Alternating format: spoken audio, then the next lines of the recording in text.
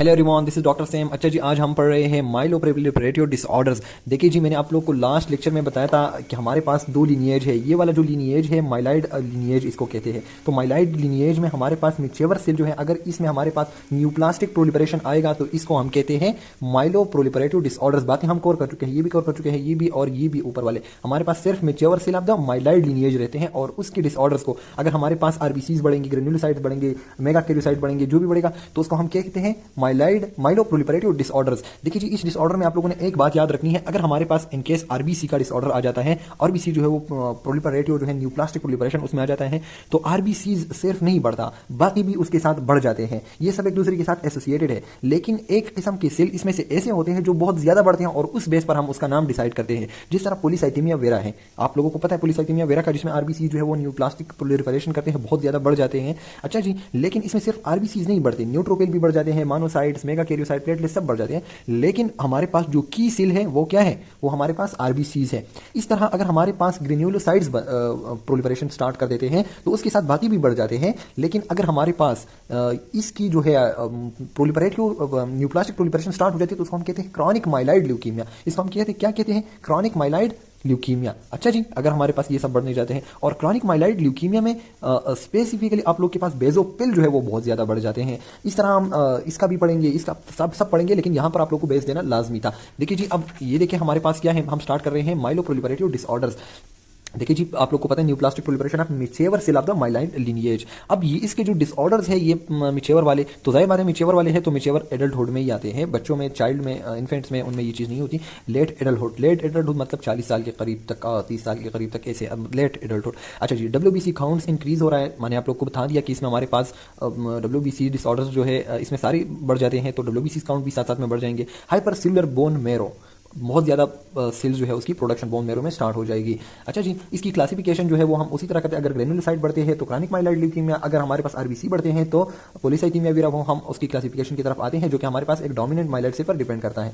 लेकिन इसकी सबसे पहले हम इसकी कॉम्प्लिकेशंस पढ़ते हैं कि अगर एक बंदे को जो है माइलोप्रोलिफरेटिव डिसऑर्डर्स हो जाते हैं ना, तो उसमें हमारे पास क्या कॉम्प्लिकेशंस आते हैं, and this is very important. देखिए जी, सबसे पहले तो है उनमें हाइपर यूरिसीमिया और गाउट आ जाता है। अब ये क्यों आ जाता है, उनमें हाइपर यूरिसीमिया और गाउट के साथ कैसा लिंक बन जाता है, क्योंकि इसमें हमारे पास माइलोप्रोलिफरेटिव में बहुत ज्यादा सेल्स बनते हैं ना, कैंसर सेल्स बनते हैं बहुत ज्यादा। देखिए जी, ये आप लोग के साथ एक सेल बन गया, सेल के अंदर न्यूक्लियस और न्यूक्लियस के अंदर डीएनए, डीएनए के अंदर क्या होते हैं, ये देखिए जी, ये डीएनए है न्यूक्लियस के अंदर, इसके अंदर प्यूरिन्स होते हैं। और जब हम प्यूरिन की डिग्रेडेशन भी साथ में ज्यादा हो जाएगी ना, देखिए जी हमारे पास अगर ये ज्यादा हो जाता है तो उसकी डिग्रेडेशन भी तो ज्यादा हो जाएगी, और प्यूरिन के डिग्रेडेशन के रिजल्ट में हमारे पास यूरिक एसिड्स बनते हैं। तो यूरिक एसिड जब ज्यादा बनना शुरू हो जाते हैं तो फाइनली ये कम्युलेट हो जाते हैं in the joints and lead to gout. तो ये इसका हाइपर यूरिसीमिया एंड गाउट। दूसरा आप देखिए बोन मैरो जो है, बोन मैरो जो है उसकी फाइब्रोसिस स्टार्ट हो जाती है हाइपर सेलुलरिटी की वजह से।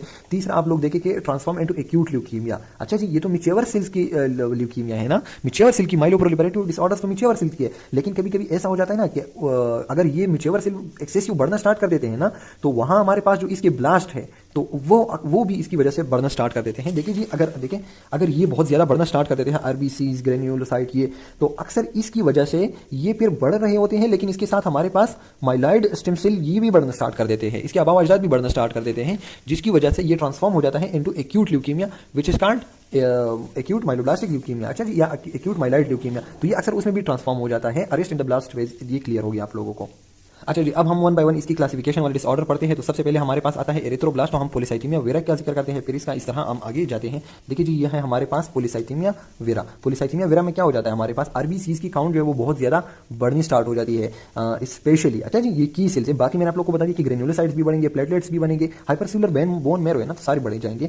लेकिन स्पेशली जो है आरबीसीज की न्यू प्लास्टिक प्रोलिफरेशन को हम पॉलीसाइथेमिया वेरा कंसिडर करते हैं। अच्छा जी, अब इसमें हमारे पास जो है ये क्यों होता है, ये आरबीसीज क्यों बढ़ते हैं इतने ज्यादा न्यूप्लास्टिकली, ये असल में JAK2 काइनेज म्यूटेशन की वजह से। And this is very important, आप लोगों ने याद रखना है कि JAK2 काइनेज म्यूटेशन जो है वो हो जाती है, जिसकी वजह से आरबीसीज जो बढ़ना स्टार्ट हो जाती है। जब आरबीसीज ब्लड में बढ़ेंगे तो आप लोग के साथ हाइपर विस्कोसिटी आएगा, and this is very easy, common sense की बात है, हाइपर विस्कोसिटी। अब हाइपर विस्कोसिटी की वजह से क्या क्या कॉम्प्लिकेशंस आते हैं, देखिए जी, अगर नैरो हमारे पास वो होते हैं ब्लड वेसल बाज जगह पे कैपिलरीज, तो वहां पर हाइपर विस्कोसिटी जो है it leads to many problems. और उस प्रॉब्लम्स में आप लोग के पास क्या आ रहा है, नंबर फर्स्ट जो है ब्लरी विजन, हेडेक है, इसके अलावा जो है वीनस थ्रोम्बोसिस। वीनस थ्रोम्बोसिस जो है this is very important. Venus thrombosis देखिए जी, इसकी वजह से एक खास डिसऑर्डर पैदा हो जाता है उसका, बर्ड चेरिस सिंड्रोम। और इसमें हेपेटिक वेन जो ड्रेन कर रहा है लीवर को वो ब्लॉक हो जाता है। अगर एक वेन जो है लीवर को ड्रेन कर रहा है और वो ब्लॉक हो जाता है तो यहाँ पर ब्लड की कम्युलेशन की वजह से लीवर बहुत ज्यादा बड़ी हो जाती है, ग्रो लार्जर, तो वीनस थ्रोम्बोसिस इसकी वजह से हो सकता है। अच्छा जी, देखें हाइपर विस्कोसिटी की वजह से इतने सारे प्रॉब्लम्स, एक है फ्लश्ड फेस जो ये रेड रेड सा लगने लगता है because of congestion, hyper viscosity है, कंजेशन है तो फेस रेड रेड लगने लगेगा। तीसरा है itching, and this is very important कि पॉलीसाइथेमिया वेरा में इचिंग का क्या काम है। अब देखिए जी, मैंने आप लोग को बता दिया कि तमाम सेल बढ़ रहे हैं, प्लेटलेट्स बढ़ रहे हैं, जिसकी वजह से वीनस थ्रोम्बोसिस भी आ रहा है, ग्रेन्युलोसाइट्स भी बढ़ रहे हैं, आरबीसीज भी बढ़ रहे हैं। तो आप लोग के पास जो मास्ट सेल है ना वो भी बढ़ने लग जाते हैं। जब मास्ट सेल बढ़ जाते हैं ना, और ये बंदा जब भी नहाता है आफ्टर बाथिंग, इसमें बहुत ज्यादा इचिंग होती है क्योंकि मास्ट सेल जो है उनके अंदर हिस्टामिन होता है और वो हिस्टामिन रिलीज हो जाता है, लीड्स टू एचिंग।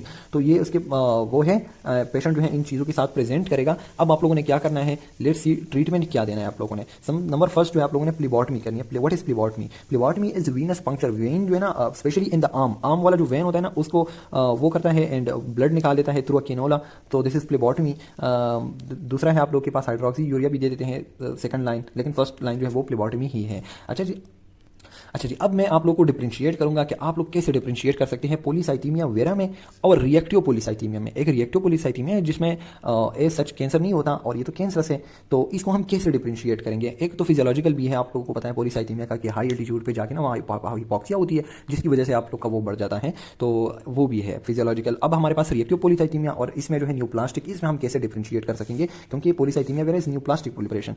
देखिए जी, रिएक्टिव पॉलीसाइथेमिया जो है ना वो किसी लंग डिजीज की वजह से भी हो सकती है। लंग डिजीज है जिसमें हम प्रॉपर्ली ऑक्सीजन नहीं ले सकते ब्लड तक, तो ब्लड की जो ऑक्सीजनेशन है SaO2 वो डाउन हो जाएगा, हाइपोक्सिया। और हाइपोक्सिया जो है this is the stimulus for erythropoietin secretion. Erythropoietin जो है हाइपोक्सिया की वजह से इंक्रीज हो जाता है, दिस इज द स्टिमुलस। तो एरिथ्रोपोइटिन इंक्रीज हो जाएगा and finally it will lead to high RBC count. अच्छा जी, अब यहाँ पर कोई न्यूप्लास्टिक प्रोलिफरेशन नहीं हो रही, कोई JAK2 काइनेज म्यूटेशन नहीं है, लेकिन फिर भी हमारे पास आरबीसी ज्यादा हो रहे हैं बिकॉज ऑफ एरिथ्रोपोइटिन। दूसरा आप लोग देखें कोई ट्यूमर है यानी कि स्पेशली रीनल सेल कार्सिनोमा। अब आरबीसी के अंदर कोई सच वो डिफेक्ट नहीं है, रीनल सेल कार्सिनोमा है जिसकी वजह से EPO जो है एरिथ्रोपोइटिन की सिक्रीशन ज्यादा हो रही है और एरिथ्रोपोइटिन की सिक्रीशन जो है वो अल्टीमेटली हमारे पास आरबीसी के काउंट को ज्यादा कर देती है। लेकिन यहां पर इस केस में आप लोग के पास SaO2 in the blood will be normal, क्योंकि ब्लड को नॉर्मल ऑक्सीजन मिल रहा है, उसकी वजह से ऑक्सीजन की हाइपोक्सिया की वजह से EPO इंक्रीज नहीं हो रहा। लेकिन किस चीज की वजह से मेनली EPO इंक्रीज हो रहा है? रीनल सेल कार्सिनोमा की वजह से। तो दूसरा केस जो मैंने बयान किया इसमें आप लोग के पास SaO2 जो है वो नॉर्मल होगा, कोई हाइपोक्सिक कंडीशन नहीं होगी। So this is about your reactive polycythaemia. अब हमारे पास जो है पॉलीसाइथेमिया वेरा में क्या होता है। पॉलीसाइथेमिया वेरा में तो आप लोग को पता है ऑक्सीजनेशन का कोई मसला ही नहीं है, ऑक्सीजनेशन का मसला नहीं है, तो इसका मतलब ये कि उसका SaO2 जो है वो नॉर्मल होगा, ब्लड में ऑक्सीजन नॉर्मल होगा। दूसरा देखें उसका जो है एरिथ्रोपोइटिन वो कम होगा। क्यों कम होगा? देखिए जी, हमारे पास JAK2 काइनेज की वजह से, JAK2 काइनेज म्यूटेशन की वजह से आरबीसीज बढ़ गए हैं ना। अब आरबीसीज बढ़ गए तो जिन इलाकों में जिन एरियाज में आप लोगों के साथ एरिथ्रोपोइटिन की सिक्रीशन होती है तो वहाँ एक सिग्नल जाता है कि आपकी बॉडी में आरबीसीज बहुत ज्यादा हैं और वहाँ पर नेगेटिव फीडबैक मैकेनिज्म के जरिए जो है आप लोगों का एरिथ्रोपोइटिन जो है वो गिरना स्टार्ट कर देता है। तो एरिथ्रोपोइटिन इस केस में आपके पास कम होगा because of negative feedback mechanism. अब इस एरिया को तो नहीं पता ना कि हमारे पास जो है आरबीसीज जो है इंक्रीज हुई है because of JAK2 kinase mutation की वजह से। तो यहाँ पर जो स्टिमुलस है वो ना तो हाइपोक्सिया है ना कुछ और है ना ट्यूमर है, यहाँ पर हमारे पास JAK2 काइनेज म्यूटेशन जो है वो यहाँ पर स्टिमुलस है। तो ये आप लोग को पता होना चाहिए and this is the difference. अच्छा जी, अब हमारे पास दूसरा जो है जिसमें ग्रेन्युलोसाइट्स इंक्रीज होते हैं। आरबीसी की इंक्रीज तो हो गई, ग्रेन्युलोसाइट्स इंक्रीज हो रहे हैं और ग्रेन्युलोसाइट जो है इसमें हमारे पास न्यूट्रोपिल, एसिनोपिल ये सब है, बेजोपिल। लेकिन जो क्रॉनिक माइलाइड ल्यूकीमिया है, जो कैंसर है, उसमें आपके पास वो जो है बेजोपिल जो है वो स्पेशली बहुत इंक्रीज हो जाते हैं। ये बात याद रखनी है कि क्रॉनिक माइलाइड ल्यूकीमिया जो है ये क्या है, neoplastic proliferation of granulocyte specially बेजोपिल। अच्छा जी, बेजोपिल बहुत इंक्रीज कर जाते हैं और ये किस वजह से? ये है ट्रांसलोकेशन ऑफ 922 क्रोमोसोम। ये बात याद रखनी है, ट्रांसलोकेशन वाला पॉइंट बहुत इंपॉर्टेंट है। जी 922 ट्रांसलोकेशन होता है जिसकी वजह से BCR-ABL फ्यूजन हो जाता है, लीड टू ऑन्कोजीन। ये ट्रांसलोकेशन हो जाता है, एक क्रोमोसोम से दूसरे में जीन्स जा रहे हैं तो दो जो है आपके पास BCR-ABL उसकी फ्यूजन हो जाती है और ये this fusion leads to tyrosine kinase activation. Tyrosine kinase जो है वो हाईली एक्टिवेट हो जाएगा और ये एंजाइम जब एक्टिव हो जाता है it leads to overproduction of granulocytes. तमाम सेल बढ़ते हैं लेकिन स्पेशली ग्रेन्युलोसाइट और ग्रेन्युलोसाइट में आप लोग के पास बेजोपिल, जब ये ओवर प्रोडक्शन स्टार्ट हो जाएंगे लीड्स टू कैंसरस प्रोलिफरेशन। अच्छा जी, एज अदर डिसऑर्डर इसमें जो है आप लोग के पास स्प्लीनोमेगेली आ जाएगी साथ में। और ये जो डिसऑर्डर है chronic myeloid leukaemia, it can progress to या ट्रांसफॉर्म इनटू एक्यूट फॉर्म्स। अच्छा जी, AML और ALL एक्यूट फॉर्म्स में ये भी जा सकता है।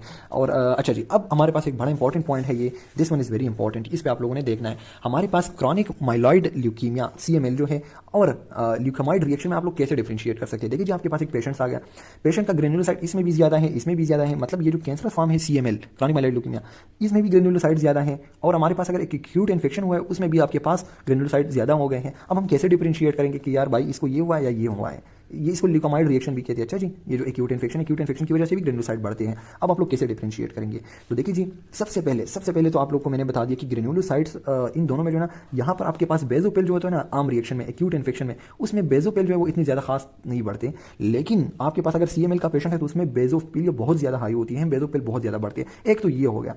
दूसरा आप लोगों के पास क्या है कि यहाँ पर कैंसरस फॉर्म में जो आप लोगों के पास जो ग्रेन्युलोसाइट बढ़ते हैं ना, वो लेप नेगेटिव होते हैं। लेप मतलब ल्यूकोसाइट अल्कलाइन फास्फेट, उसके अंदर ल्यूकोसाइट अल्कलाइन फास्फेट नहीं होता जो कैंसरस फॉर्म है। अच्छा जी, और यहाँ पर ये जो है ग्रेन्युलोसाइट्स यहाँ पर बढ़ रहे हैं, लेकिन ग्रेन्युलोसाइट्स के अंदर जो है क्या है, LAP leukocyte alkaline phosphate present है। और ये क्यों प्रेजेंट है, क्योंकि ये granulocyte as a result of acute infection बने हैं। तो इस ग्रेन्युलोसाइट ने आगे जाकर इन्फेक्शन के खिलाफ लड़ना है, तो इसके साथ LAP का होना जरूरी है। आप कंसीडर करें कि LAP इज अ वेपन, इस वेपन को आगे जाके इन ग्रेन्युलोसाइट के साथ वेपन होता है, LAP होता है। क्यों होता है, क्योंकि इसने आगे जाके इन्फेक्शन के साथ फाइट करना है। लेकिन यहाँ पर नेगेटिव होगा जो कैंसरस फॉर्म है, क्योंकि कैंसर में आप लोग के पास कोई इन्फेक्शन तो है ही नहीं, तो LAP वेपन की जरूरत ही नहीं, लेकिन that's why they are LAP negative. अच्छा जी, दिस इज इंपॉर्टेंट। और तीसरा जो है आप लोग को पता है कि इसके पैथोजेनेसिस में मैंने आप लोग को बताया कि 922 ट्रांसलोकेशन की वजह से हो जाती है, which lead to BCR ABL fusion, tyrosine kinase activity ज़्यादा हो जाएगी एंड ओवर प्रोडक्शन। लेकिन यहाँ पर तो कोई म्यूटेशन होनी नहीं चाहिए, क्योंकि they are formed as a result of acute infection. So these are the difference. तो सबसे पहले आप लोगों ने क्या देखना है कि ग्रेन्युलोसाइट जो है वो लेप नेगेटिव है या लेप पॉजिटिव है। अगर लेप पॉजिटिव है तो आप लोगों ने एक्यूट इन्फेक्शन करार देना है। दूसरा बेजोपिल देखेंगे, अगर बेजोपिल एज सच इंक्रीज नहीं है तो फिर भी एक्यूट इन्फेक्शन है, और ट्रांसलोकेशन तो होनी नहीं चाहिए। This is common sense. So यहाँ पर आप लोग का ये चीज़ खत्म हो जाता है। लेकिन आप लोग एक ट्रीटमेंट भी देखें, इमिटेनिब जो है वो दे देते हैं इन पेशेंट्स को, और it block tyrosine kinase activity. जब इमिटेनिब जो है इसकी टायरोसिन काइनेज एक्टिविटी स्टॉप करेगा तो ओवर प्रोडक्शन स्टॉप हो जाएगा एंड इट ओके। अच्छा जी, अब हम स्टार्ट कर रहे हैं माइलोफाइब्रोसिस, जिसमें आप लोग का की सेल जो है मेगा कैरियोसाइट्स जो है वो बढ़ना स्टार्ट कर देते हैं। अच्छा जी, मेगा कैरियोसाइट्स देखिए जी, जहां पर आप लोग के मेगा कैरियोब्लास्ट है, मेगा कैरियोसाइट्स बनते हैं। अगर मेगा कैरियोसाइट्स बढ़ना स्टार्ट कर देते हैं उसको हम माइलोफाइब्रोसिस कहते हैं। अच्छा जी, इसको हम क्या कहते हैं, माइलोफाइब्रोसिस। और इसके बाद हम प्लेटलेट्स वाला पढ़ेंगे। अच्छा जी, अगर इस स्टेज पे जो है बढ़ना स्टार्ट कर देते हैं तो इसको माइलो फाइब्रोसिस, और अगर हमारे पास प्लेटलेट्स के स्टेज पर बढ़ना स्टार्ट कर देते हैं तो उसको हम इसेंशियल थ्रोम्बोसाइथीमिया कहते हैं। अच्छा जी, इसेंशियल थ्रोम्बोसाइथीमिया, ये इंशाल्लाह हम 2 डिसऑर्डर्स पढ़ रहते हैं, इनको कवर कर देते हैं। अच्छा जी, माइलोफाइब्रोसिस की से मेगा कैरियोसाइट्स की प्रोडक्शन इंक्रीज हो जाता है and this growth lead to platelet derived growth factor बहुत ज़्यादा इंक्रीज हो जाता है, lead to bone marrow fibrosis, तो बोन मैरो फाइब्रोसिस की वजह से हो सकता है। अच्छा जी, अब हमारे पास ये आता है कि ये मेगा कैरियोसाइट क्यों बढ़ रहे हैं, तो इसमें भी आप लोग के पास JAK2 काइनेज म्यूटेशन है, जिस तरह पॉलीसाइथेमिया वेरा में आप लोगों के पास था, तो यहाँ पर भी आप लोगों के पास JAK2 काइनेज म्यूटेशन है। इट लीड्स टू स्प्लीनोमेगेली क्यों हो जाती है, क्योंकि इस डिजीज में आप लोग के पास बोन मैरो फाइब्रोसिस हो चुका है। बोन मैरो अब रेड ब्लड सेल या फिर जो है प्लेटलेट्स ये सारी प्रोड्यूस नहीं कर सकता, तो इसीलिए आप लोगों के पास जो है स्प्लीनोमेगेली हो जाती है, क्योंकि अब हमारे पास जो हेमेटोपायोसिस का प्रोसेस है वो एक्स्ट्रा मेड्यूलरी रीजन्स में शिफ्ट हो चुका है, मतलब स्प्लीन तक वहाँ तक शिफ्ट हो चुका है। अच्छा जी, यहाँ पर एक बहुत इंपॉर्टेंट चीज़ है रेटिकुलिन गेट्स का। देखिए हमारे पास बोन मैरो में क्या होता है, ये सपोज करें बोन मैरो है आप लोगों का, और यहाँ पर एक सेल बन रहा है, तो ये छोटा हो रहा है and when it able to pass through the gap, क्योंकि यहाँ पर बोन मैरो में जो है स्पेशली गैप्स होते हैं इनके लिए, और वहाँ से ये ब्लड में आते हैं। इस गेट को हम क्या कहते हैं, रेटिकुलिन गेट। रेटिकुलिन मॉलिक्यूल से बना हुआ ये गेट है, और ये सिर्फ और सिर्फ छोटे छोटे सेल्स को अलाउ करता है। लेकिन जब हमारे पास बोन मैरो में फाइब्रोसिस हो गया और हमारे पास हेमेटोपायोसिस का प्रोसेस जो है वो स्प्लीन में शिफ्ट हो गया, तो या एक्स्ट्रा मेड्यूलरी हेमेटोपायोसिस में, तो अब वहाँ पर तो रेटिकुलिन गेट नहीं है, तो वहाँ ब्लड में इमेच्योर सेल जो है बड़े सेल भी वहां जाना स्टार्ट कर देते हैं, और ब्लड स्मेयर में आप लोगों को ल्यूको एरिथ्रोब्लास्ट नजर आना शुरू हो जाएंगे। अच्छा जी, ल्यूको एरिथ्रोब्लास्ट सेल वो क्या होते हैं, इमेच्योर बड़े सेल होते हैं, क्योंकि वहां एक्स्ट्रा मेड्यूलरी हेमेटोपायोसिस जो होता है उसमें आप लोग के पास रेटिकुलिन गेट्स नहीं होते। अच्छा जी, स्पेशली आप लोग देखेंगे कि आपकी जो आरबीसीज है ना, आरबीसीज, तो जो एक्स्ट्रा मेड्यूलरी आरबीसीज बनते हैं तो वो आप लोगों को ऐसे टीयर ड्रॉप की तरह नजर आना शुरू हो जाएंगे, और उसको हम कहते हैं टीयर ड्रॉप सेल्स। अच्छा जी, टीयर ड्रॉप आरबीसीज। इसके अलावा जो है आप लोगों के जो वो है न्यूट्रोपिल, ये भी इफेक्ट होते हैं, मैंने बता दिया हर एक में सब इफेक्ट हो रहे हैं, तो जिसकी वजह से आप लोगों के इन्फेक्शन जो है वो बढ़ जाएंगे। प्लेटलेट्स अगर इफेक्ट हो रहे हैं, जाहिर बात है इस डिजीज़ में मेगा कैरियोसाइट्स की एक्सेसिव प्रोडक्शन, तो थ्रोम्बोसिस आना स्टार्ट हो जाएगी। अब जब उसकी यूटिलाइजेशन तो साथ में इट लीड्स टू ब्लीडिंग, तो ये सारी चीज़ें आपस में होती रहती हैं। अच्छा जी, now the final one is essential thrombocythaemia. Essential thrombo, मैंने आप लोग को बता दिया ना कि हमारे पास जो मेगा कैरियोसाइट होती है ना, उससे फिर हमारे पास क्या बनते हैं, प्लेटलेट्स बनते हैं by the process of fragmentation. तो अगर मेगा कैरियोसाइट की स्टेज में होता है तो वो तो हमने डिस्कस कर दिया। अब अगर नीचे की स्टेज में हमारे पास देखिए जी, मेगा कैरियोसाइट की स्टेज पे तो हमने डिस्कस कर दिया। अब अगर प्लेटलेट्स के स्टेज पे होता है, प्लेटलेट्स, उसको हम फिर कहते हैं एसेंशियल थ्रोम्बोसाइथीमिया, और उसमें प्लेटलेट्स जो न्यूप्लास्टिक प्रोलिफरेशन करते हैं, और this is also because of JAK2 kinase mutation. तो हमारे पास प्लेटलेट्स, मेगा कैरियोसाइट, RBC सब जो है JAK2 काइनेज म्यूटेशन आप लोगों ने याद रखना है। अब अगर एक पेशेंट आए, उसके RBC वो बढ़ चुके हैं, आप लोग के प्लेटलेट्स उसके बढ़ चुके हैं, तो उसकी तो बहुत सारे रीजन हो सकते हैं। तो वन ऑफ द रीजन में भी आयरन डिफिशियंसी, एनीमिया की वजह से भी प्लेटलेट्स जो बढ़ते हैं। साथ में उसके RBC, ग्रेन्युलोसाइट, सारे सेल्स बढ़ते हैं। अच्छा जी, लेकिन स्पेशली की सेल आप लोगों का क्या है, वो है प्लेटलेट्स। अच्छा जी, अब इस डिजीज़ में मैंने आप लोग को 2-3 बातें बतानी है। नंबर फर्स्ट जो है वो है ब्लीडिंग के साथ पेशेंट आएगा या फिर थ्रोम्बोसिस के साथ। जाहिर बात है प्लेटलेट्स की वजह से या तो ब्लीडिंग आ जाता है या थ्रोम्बोसिस आ जाता है। लेकिन यहाँ पर जो इंपॉर्टेंट चीज़ है वो ये है कि no risk of hyperuricemia. बाकी जितने भी थे ना, जहाँ पर सेल्स इंक्रीज हो रहे थे, तो वहाँ पर आप लोग के पास हाइपर यूरिसीमिया आ रहा था और गाउट की कॉम्प्लिकेशन मैंने आप लोग को बता दिया था। लेकिन इस डिजीज़ में ये चीज़ नहीं होती। क्यों नहीं होती? देखिए, हाइपर यूरिसीमिया और गाउट इसलिए नहीं होती कि ये प्लेटलेट्स जो है ना, प्लेटलेट्स ये हमारे पास मेगा कैरियोसाइट से बनते हैं by the process of fragmentation. देखिए जी, ये आप लोग का मेगा कैरियोसाइट है, और यहाँ जो है साइटोप्लाज्म, थोड़ा सा साइटोप्लाज्म एंड मेम्ब्रेन लेके ये आप लोग का एक प्लेटलेट बन गया, ये फिर दूसरा बन गया। तो यहाँ से इस तरह टुकड़े टुकड़े को के ना पार्ट्स में बन रहे हैं। लेकिन अब प्लेटलेट्स के अंदर कोई न्यूक्लियस नहीं आ रहा, क्योंकि by the process of fragmentation बन रहा है, नॉट सेल डिवीजन, याद रखिए। तो इसीलिए प्लेटलेट के अंदर कोई न्यूक्लियस नहीं है। न्यूक्लियस नहीं है तो इसका मतलब ये हो गया कि इसके अंदर प्यूरिन नहीं है, DNA नहीं है, प्यूरिन नहीं है, तो उसकी डिग्रेडेशन इंक्रीज नहीं होगी, तो सारी चीज़ें जो है वो नहीं हुई। तो no nucleus, no need of purine degradation, no uric acid, so no problem. तो no risk of hyperuricaemia and gout, और इसके साथ आप लोग का ये सारे का सारे जितने भी डिसऑर्डर्स थे वो कंप्लीट हो गए। सो हमने स्टार्ट लिया था बिल्कुल एक्यूट से, फिर हमने एक्यूट में ये पढ़ा, और ये सारे ब्लास्ट स्टेज वाले जो थी एक्यूट में हमने पढ़े, फिर हमने क्रॉनिक वाला में ये पढ़ा, फिर हमारे पास जो है ये सारी जो मेच्योर सेल है ये इंक्रीज हो रही थी, तो माइलोप्रोलिफरेटिव डिसऑर्डर्स हमने पढ़े सारे के सारे। And now it's finish. अब हमारे पास आगे रहता है लिम्फोमा, क्योंकि न्यूप्लाज्म में 2 चीज़ें होती है, ल्यूकीमिया एंड लिम्फोमा। अब लिम्फोमा जो है उसमें इन सेल्स का कोई एसोसिएशन नहीं है, यहाँ पर भी सिर्फ बी सेल का एसोसिएशन होगा। बी सेल जो है वो हमारे पास जब न्यूप्लास्टिक इसकी प्रोलिफरेशन हुई, ये नोड्स के अंदर जाएंगे। अच्छा जी, नोड्स के अंदर क्या करेंगे, लिम्फेडेनोपैथी करेंगे, और वहाँ पर मास बनाएंगे तो उसको हम ओमा कहते हैं, एंड लिम्फोमा। अब हमारे पास लिम्फोमा के फिर 2 अक़साम है, एक है हॉजकिन लिम्फोमा एंड एक है नॉन हॉजकिन लिम्फोमा। इंशाल्लाह we will see in the next lecture. Thank you.